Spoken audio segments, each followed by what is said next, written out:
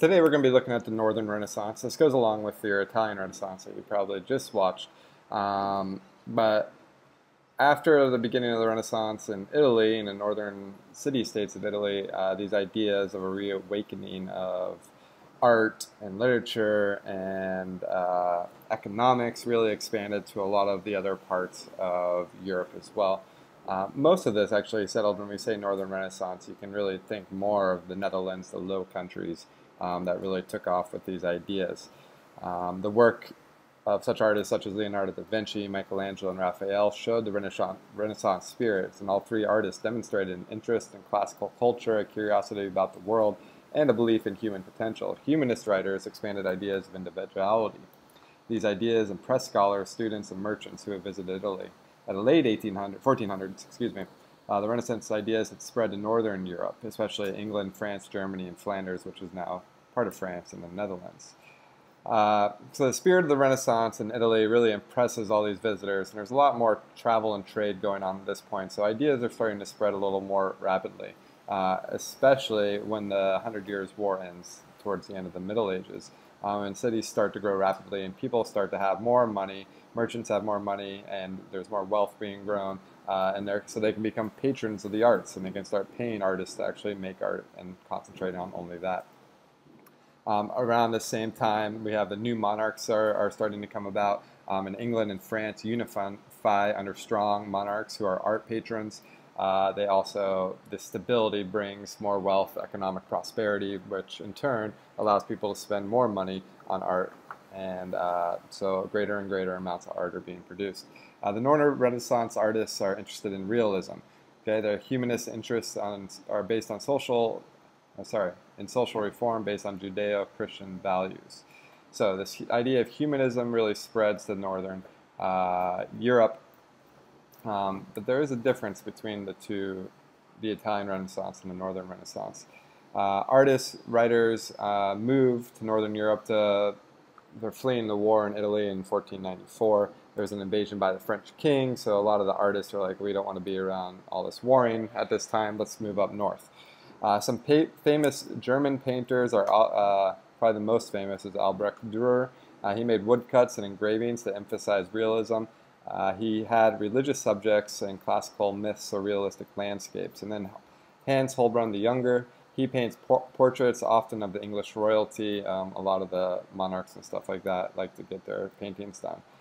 Flemish painters became very famous at this time, specifically Jan van Eyck. This is one of his most famous paintings. You can see the Arnolfini wedding, and there's a lot of details in this painting that you probably can't see in this slide, but maybe we'll take a look at in class. The Flemish painters, this is in Flanders, is the artistic center of Northern Europe. Jan van Eyck was a pioneer in oil-based painting. He uses layers of paint. Van Eyck's paintings are realistic and reveal subjects' personalities. You can see this. There's lots of details in here. There's mirrors, there's windows, clothing. In addition, Peter Bruegel captures scenes of peasant life in many realistic details. In addition to the painters, there's also Northern humanists, all right? And they criticize the Catholic Church, and they start what is known as Christian humanism. All right, and so this idea of secularism is really starting to come into a fold in the Northern Renaissance, and actually Northern Renaissance painters really focus more on realism as opposed to religious figures and sculptures that were being created in Italy. All right, the idea of the purpose of these Christian humanists is the idea they want to reform society and promote education, particularly for women, all right, which was different than we saw with the Italian Renaissance, where they were supposed to inspire art but not really take part in art. Some Christian humanists was Desiderius Erasmus of Holland. He's probably the best known Christian humanist, and he wrote something called The Praise of Folly, which really makes fun of merchants and priests. Christianity was a satire, so Christianity was really at the heart of these things, but not of ceremonies or rules. In addition to that, Thomas More of England wrote a book called Utopia, where he described an imaginary land where greed, corruption, and war had been weeded out. And this is where we get the idea of the word utopia. It's our ideal world where everybody would like to go. Women did have a little bit of a changing role at this time. Christine de Pizan was one of the first women writers, and she promotes education and equal treatment for boys and girls. So this is kind of the first time people are really speaking out. for women's rights. This is also the time of Queen Elizabeth I. All right, so the Renaissance spreads to England in the mid-1500s. This is also a period in England known as the Elizabethan Age, after Queen Elizabeth. All right, she was very well educated. She spoke French, Italian, Latin, and Greek. She wrote poetry and music. She did much of the support of the development of the English arts and literature. And she reigned for a long time. You can see she reigned from 1558 to 1603. This was a time of stability for the English, and their art and literature really flourished. And this was the age of William Shakespeare. Right? He was around during the Elizabethan age. He's often regarded as one of the greatest playwrights. You guys have probably read a play or two of him, and will continue to do so in 10th, 11th, 12th grade, and probably even in college. He was born on in Stratford-upon-Avon in 1564. He's very revered for classics and drew them up for inspiration and plots. He had a masterful command of the English language and a deep understanding of human beings. And it's said that he kind of created the plot for every story or movie that could be told today. And he really examines human flaws. You don't need to know that many specifics about Shakespeare, but it's obviously good to know who he is. Probably the biggest invention at this time that really revolutionizes the world was the creation of the printing press. So this is a Chinese invention. It was created in around 1045, where the Chinese invent this movable type. But Johann Gutenberg, in around 1440, actually develops a much better and efficient printing press in Germany.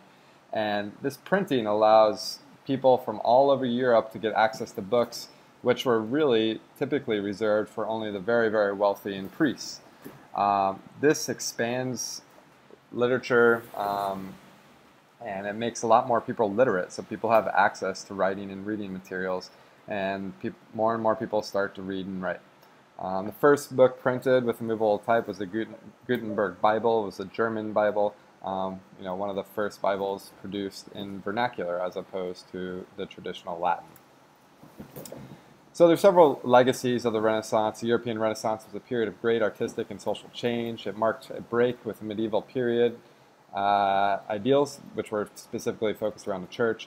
The Renaissance belief in the dignity of individual played a key role in the gradual rise of democratic ideas. Furthermore, the impact of the movable type printing press was tremendous. Some historians have suggested that its effects were even more dramatic than the arrival of personal computers in the 20th century, though that's probably up to debate. So this little chart here gives you an idea of the legacy of the Renaissance, changes in the art. We really remember drawing on, it's the rebirth of the Greek and the Rome art and artists.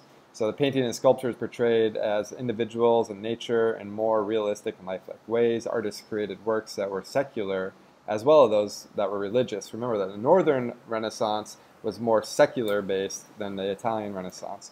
Writers began to use vernacular such as English, Italian, Spanish, in order to express their ideas. And this, once again, this also, it makes it more accessible to a wider range of people. Not everybody spoke Latin at that time, so once people started writing in vernacular, it became much more accessible to everybody. The arts were praised, also individual achievement, which was looked down upon in the Middle Ages.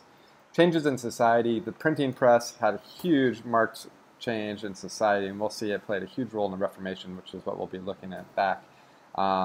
It made a greater availability of books. It prompted an increased desire for learning and a rise in literacy throughout Europe. They published accounts of new discoveries, maps, and charts, led to further discoveries in a variety of fields. We'll be looking into the age of exploration here pretty soon. They also published legal proceedings, made the laws clear so that people were more likely to understand their rights. Christian humanists attempt to reform society, to change views of how life should be, and people began to question political structures and religious practices. And you'll see that this idea of changing from the Middle Ages that was so structured into the Renaissance, which is this rebirth of all new types of thinking and art and everything, really leads to the Reformation, which is what we'll be looking at next, and how the church was changed significantly